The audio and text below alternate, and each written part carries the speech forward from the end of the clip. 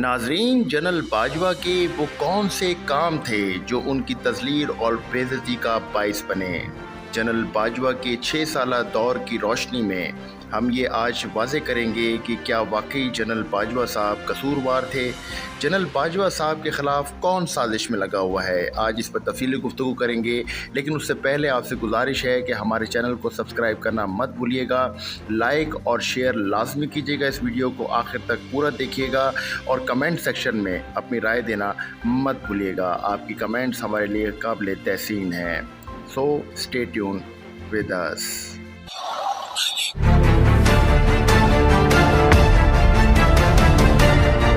अस्सलाम वालेकुम नाजरीन, मेहदी हसन हाजिर है आज के नए टॉपिक के साथ। उम्मीद है आप खैरियत से होंगे। नाजरीन, कहते हैं बुज़ुर्ग कि जब माला टूटती है तो उसके मोती न जाने कहाँ कहाँ बिखर जाते हैं। जनरल बाजवा के वो अजीम काम जो उन्होंने मादरे वतन के लिए 6 साला दौर में किए, वो कहाँ कहाँ बिखरे हुए हैं। जो बुग़्ज़ पाक फ़ौज में उनके ये काम उन मुनाफिकीन पाकिस्तान को नज़र नहीं आते।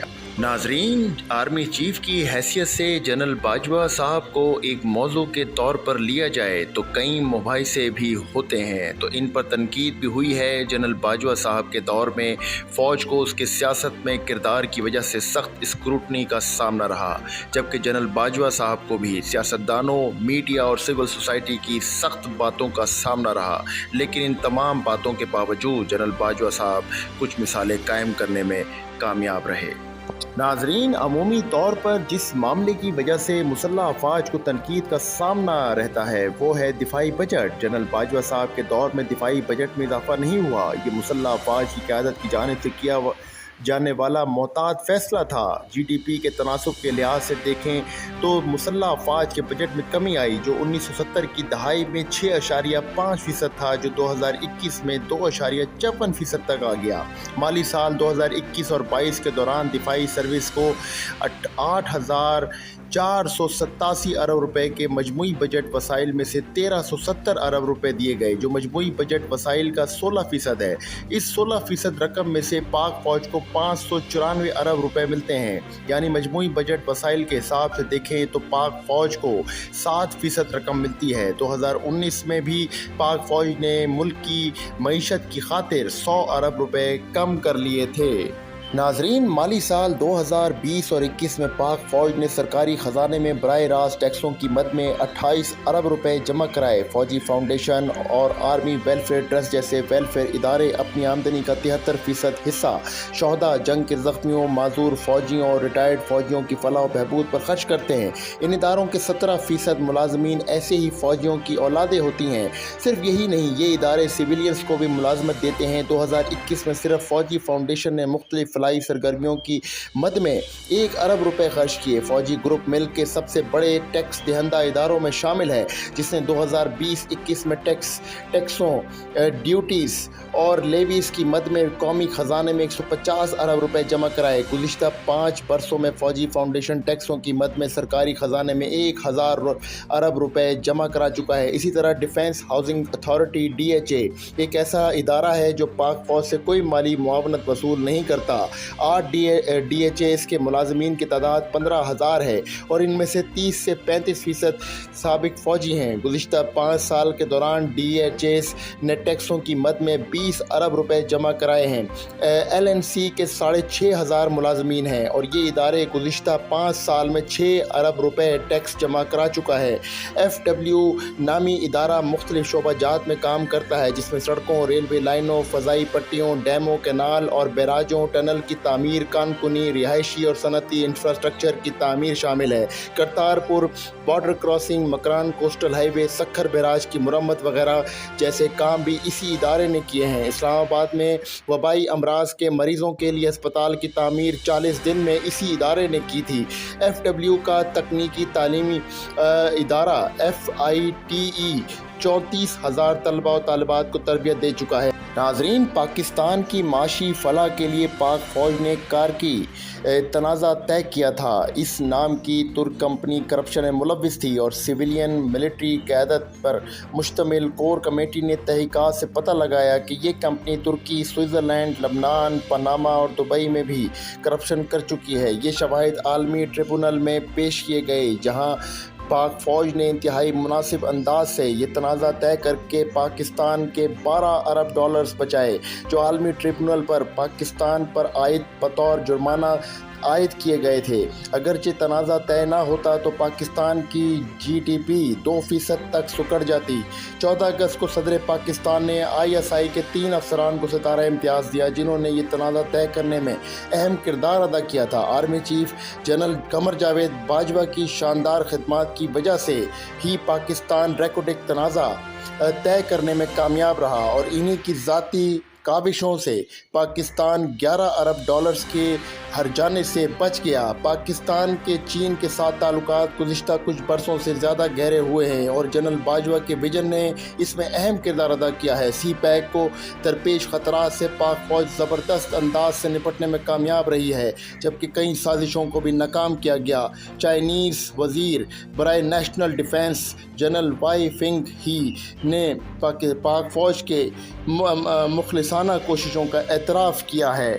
ناظرین، چائنیز دفتر خارجہ کے ترجمان گینگ شوانگ کا کہنا تھا کہ جنرل باجوہ کی قیادت میں پاکستان کی سالمیت کو بلا اور مستحکم رکھنے کے لیے اقدامات کا سلسلہ جاری رکھے گی اور علاقائی امن و استحکام کے لیے کوششیں جاری رکھے گی۔ جنرل باجوہ صاحب پاک فوج کے غیر معمولی قائد ہیں۔ 2020 میں جب پاکستان کو کرونا کی وبا کا سامنا تھا تو جنرل باجوہ صاحب کی کمان میں پاک فوج نے اس بیماری سے نپٹنے کے لیے قابل تحسین اقدامات کیے۔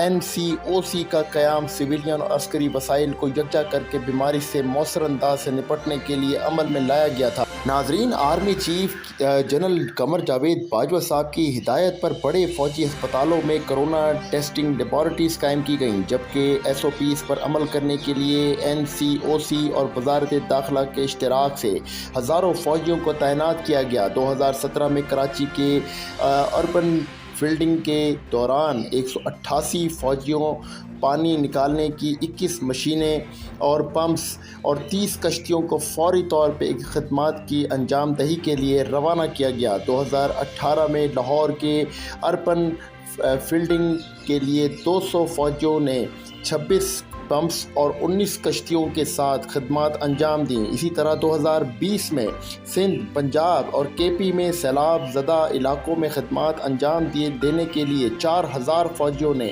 100 پمپس، 105 کشتیوں کی مدد سے خدمات انجام دیں اور 10,000 لوگوں کی جان بچائی۔ 50 شیلٹرز اور 75 میڈیکل کیمپس قائم کیے گئے۔ ناظرین، ٹڈی دل سے نپٹنے میں بھی پاک فوج نے زبردست کردار ادا کیا۔ National low cost control centre قائم کیا گیا، جبکہ NDMA کو بھی اس تباہی سے نپٹنے کے لیے شامل کیا گیا۔ ٹڈی دل کے حملے نے خوراک کی سیکیورٹی کو درپیش خطرات سے نپٹنے میں حکومت کی تیاریوں کو بے نقاب کر دیا۔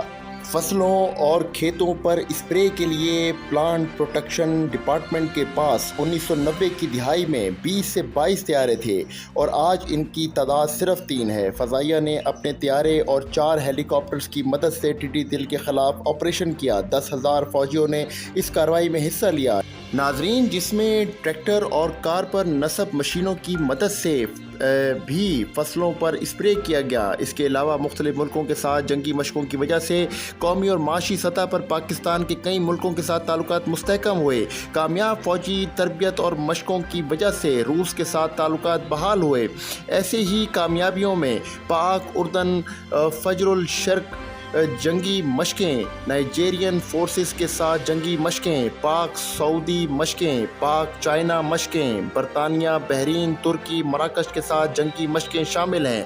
اس کے علاوہ پاک بحریہ کی امن 21 مشقوں میں نیٹو کے اتحادیوں جیسا کہ امریکہ اور برطانیہ نے بھی روس کے ساتھ مشترکہ جنگی مشقوں میں حصہ لیا، جن میں انسداد دہشت گردی کی کارروائیوں کی مشق کی گئی۔ اس کے علاوہ امریکہ کے ساتھ فیلکن टाइलोन 2022 फ़ज़ाइया मशक़ें भी की गईं। इसके अलावा जनरल बाजवा साहब की क़यादत में पाक फ़ौज ने गुज़िश्ता 6 साल के दौरान कई अहम बैनुल-अक़वामी मामलात व वसाइल हल किए। करतारपुर राहदारी का मामला इनमें से एक है। FATF का मसला भी हल करने के लिए भी जनरल बाजवा साहब ने अहम किरदार अदा किया और पाकिस्तान ग्रे लिस्ट से निकलने में कामयाब रहा। कतर, सऊदी अरब, अमेरिका, बरतानिया, यूरोप के साथ ताल्लुकात में इस्तेहकाम व मजबूती लाने के लिए भी फ़ौजी क़यादत ने अहम किरदार अदा किया। इसी वजह से गैर मुल्की ज़र मुबादला पाकिस्तान आया। फ़ौजी क़यादत की वजह से ही IMF, सऊदी अरब और दीगर ममालिक पाकिस्तान को कर्जा देने पर रजामंद हुए, जबकि कतर से गैस का ठेका भी मिला। अफ़गान बहरान से निपटने में भी फ़ौजी क़यादत ने अहम किरदार अदा किया। जनरल बाजवा साहब की सरपरस्ती में और अमेरिका और तालिबान के दरमियान मुआहदा हुआ। इसके अलावा KP में भी कबायली इलाकों में इंज़माम और मामला जो है फ़ौजी क़यादत की वजह से ही तय पाया। मगरबी बॉर्डर पर बाड़ लगाने और मुल्क को दहशतगर्द हमलों और अस्करियती पसंदों से बचाने की कामयाबी का सेहरा भी जनरल बाजवा साहब के सर पर जाता है। नाजरीन, इसके बाद जो रिपोर्ट सामने आई कि इतनी कामयाबियां जनरल बाजवा की इन 6 साला सुनहरे दौर में पाकिस्तान के लिए थीं, इन्हीं जनरल बाजवा साहब की तज़लील करने के लिए कुछ अनासिर कार फरमा हैं, जो कि एक बाइस शर्म और अफसोसनाक है। नाजरीन, यही वो वजूहात और कामयाबियां हैं जनरल बाजवा साहब के 6 साला दौर की जो पाकिस्तान के लिए खिदमात हैं। यही शायद वजह बन गई उनकी तज़लील और उनकी इज़्ज़त पर दाग लगाने के लिए, जो कि चंद अनासिर अपने चंद सियासी हरीफों और उनके सियासी मकासद के लिए पाकिस्तान की तौहीन करने पर लगे हुए हैं। बेसिकली अगर देखा जाए तो ये शख्स जनरल बाजवा, कमर जावेद बाजवा साहब इस कौम के, मुल्क के मौसिन और सरमाया हैं। इनकी तज़लील दरअसल दर हकीकत पाकिस्तान की तज़लील है और मैं ये अपील करता हूँ इदारों से कि वो ऐसे अनासिर के ख़िलाफ़ फ़ौरी तौर पे कार्रवाई करें जो जनरल बाजवा साहब पर इल्ज़ामात तराशें करते हैं, उनकी किरदार कुशी करते हैं और इस मौसिन पाकिस्तान की तज़लील करने के लिए कोशा हैं और हिकमत अमलियाँ तैयार कर रहे हैं, साजिशें तैयार कर रहे हैं। नाज़रीन, अगर आपको हमारी आज की वीडियो पसंद आई हो तो कमेंट सेक्शन में अपनी राय देना मत भूलिएगा कि आपको हमारी वीडियो कैसे लगी और इसको लाइक और शेयर लाजमी कीजिएगा और इस वीडियो को जितना हो सके मुमकिन हमारे चैनल को इस वीडियो की मदद और इसकी लाइकिंग से इस चैनल को सब्सक्राइब करना मत भूलिएगा। आपकी सपोर्ट ही हमारा सबसे बड़ा सरमाया इफ्तिखार है। नाजरीन, आप खुश और सलामत रहें। पाकिस्तान जिंदाबाद, पाक फौज पाइंदाबाद। सलामत रहें। अल्लाह हाफ़िज़।